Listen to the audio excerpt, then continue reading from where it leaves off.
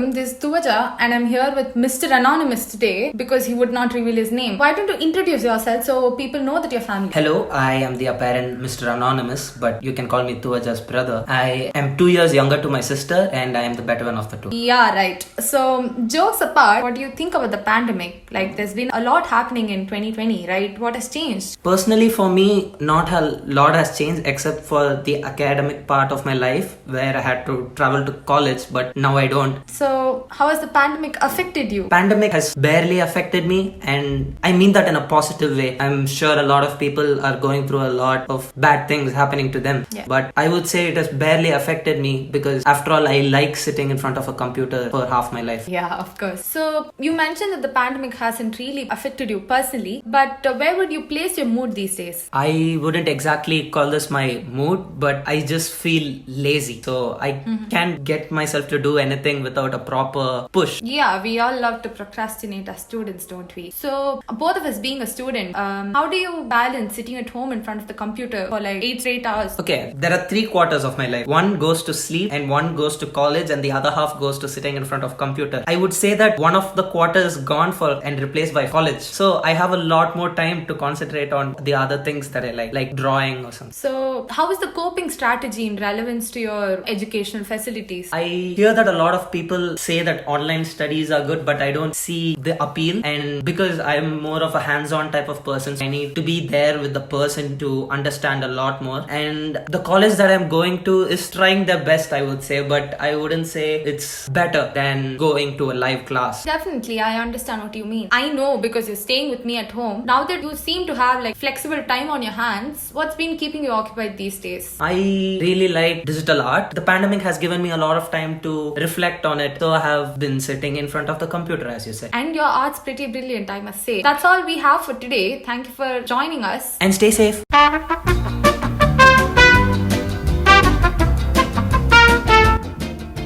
In case I don't see ya, good afternoon, good